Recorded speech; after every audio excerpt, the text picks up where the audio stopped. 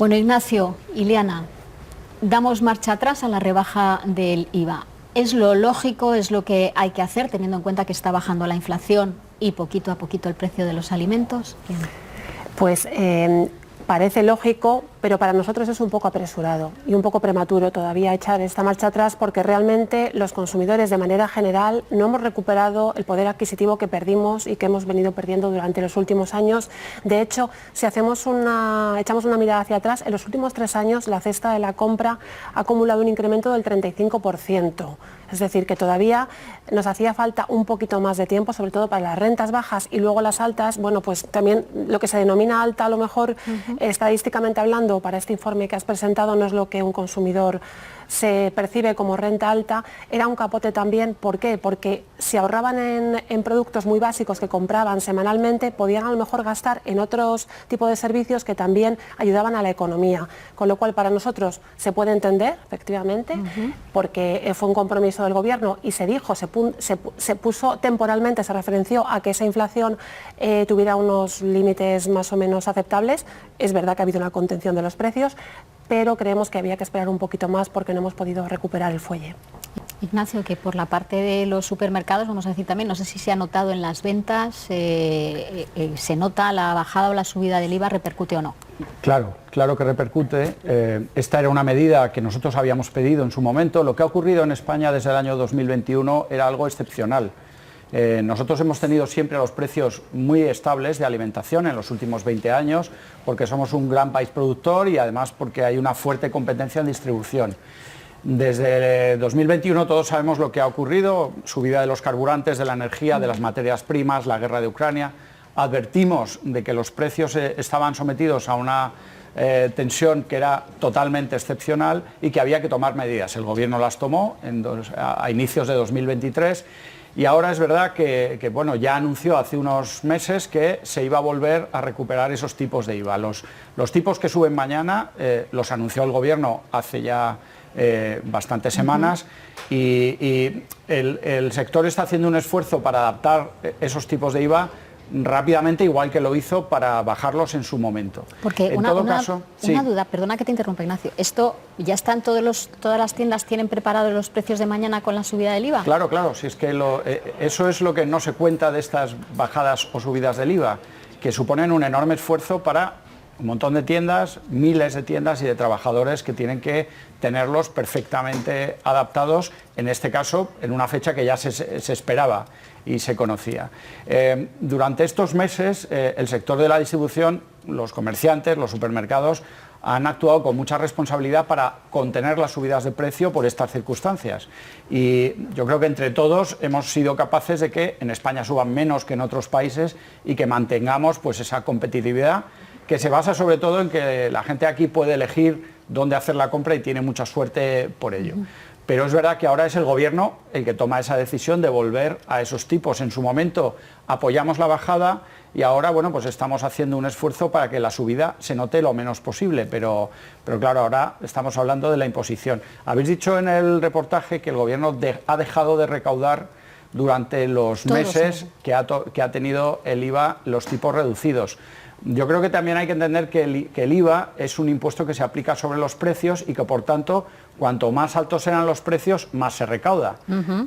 Claro, volviendo a la situación anterior al 21, el Gobierno por IVA ha recaudado mucho más durante estos años. Es verdad que ha suavizado esa subida gracias a estas medidas que ahora vemos. Y claro, afectan a todas las rentas por igual y no es el mismo porcentaje. Obviamente la gente que tiene menos poder adquisitivo gasta más en alimentación. Entonces yo creo que tenemos que ser muy conscientes del esfuerzo que hay que hacer entre todos para seguir siendo uno de los países con unos precios más competitivos de Europa. En un momento en el que había urgencia por contener los precios, se tomaron este tipo de medidas. Era lo más fácil y beneficia a todos, ya decimos por igual, te haga falta o no guardar ese último céntimo que decía esa señora para llenar la cesta de la compra.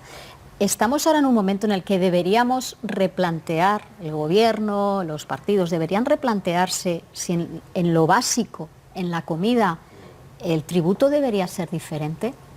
Claro, sí, si me permites, Ignacio. A ver, es que era una medida, como tú dices, fácil, la más fácil de tomar y la más rápida, porque es que estábamos en unos momentos en que había muchas familias que es que, lo dicen todas las encuestas, estaban cambiando de hábitos saludables, porque costaba más esos productos, hábitos menos saludables, productos envasados, comida rápida, que era mucho más rápida de cocinar, que no necesitaba electricidad, es decir, había una serie de condicionantes. Entonces era la medida lógica porque era efectiva y rápida, porque si empezamos a pedir declaración de la renta, entonces no hubiese llegado a esas familias tan necesitadas.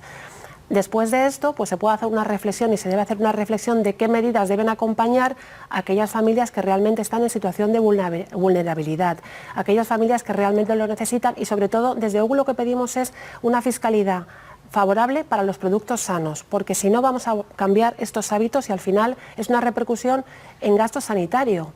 Si no ayudamos a las familias a consumir productos sanos con un IVA reducido, vamos a mover a que consuman otros productos mucho peor, de peores calidad y al final va a ser un gasto para la población, para la sociedad. Claro, nosotros siempre reclamamos que sobre los alimentos básicos, todos los alimentos, haya una menor carga fiscal, porque no solo es el IVA, es que también hay impuesto al plástico que entró en vigor a la vez que la bajada del IVA y que recauda casi 700 millones. Bueno, de hecho las previsiones de recaudación se vieron superadas. Hay otros costes regulatorios relacionados con la sostenibilidad, con objetivos medioambientales que todos apoyamos, pero que lastran, digamos, la competitividad del sector de la alimentación y perjudican precisamente a esos productos en los que las personas, digamos, con menos renta, pues no tienen más remedio que consumir. Entonces, todos hacemos un esfuerzo muy grande en la cadena, agricultores, industria, supermercados, para ser lo más competitivos en precios y parte de ese esfuerzo luego se lo queda el Estado mediante una fiscalidad que entendemos que tiene que existir, pero que en este caso tiene que ser la menos posible. Tenemos que reducir entre todos esos costes. Entonces, llamamos la atención y en unas circunstancias como las que hemos vivido, de una crisis de costes muy grande, por lo que reclamamos es no más costes para los alimentos, también la fiscalidad. Entonces, nuestra apuesta siempre es por reducir esos impuestos lo más posible y reducir otras cargas que se pueden evitar si se regula de otra manera.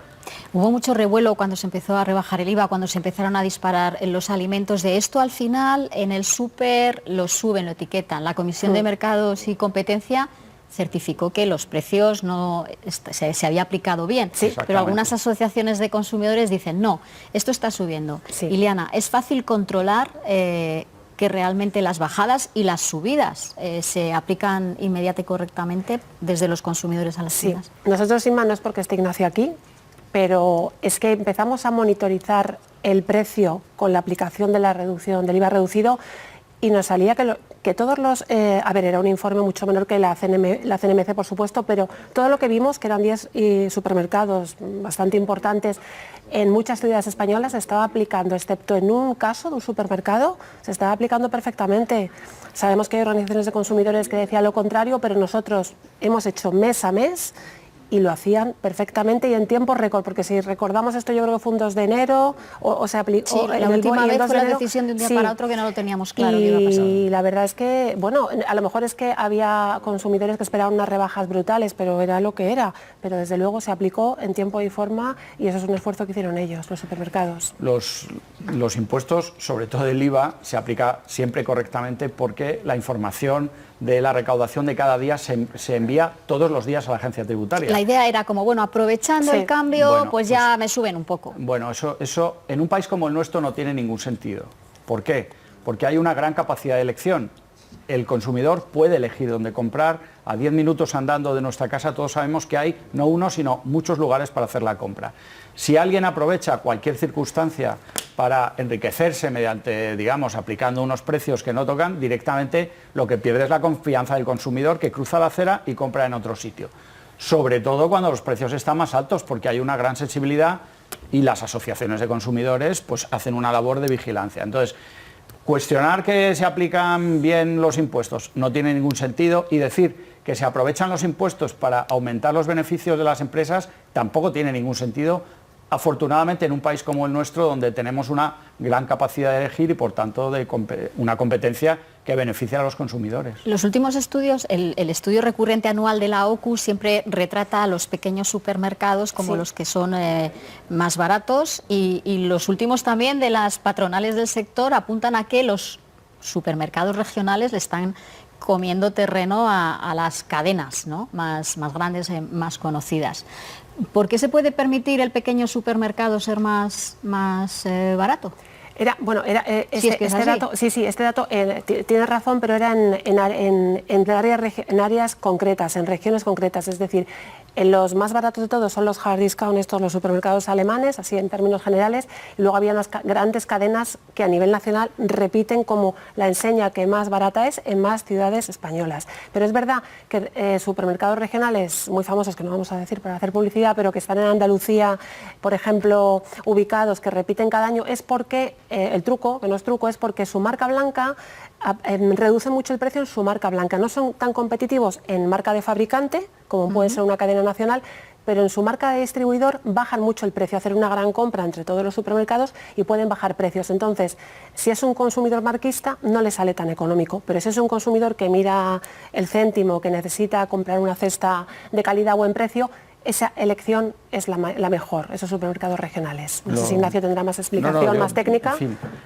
siempre nos referimos a la competencia, pero es que es verdad, que es que en España tenemos más capacidad de elegir que en la mayor parte de los países europeos y por eso tenemos los precios más bajos.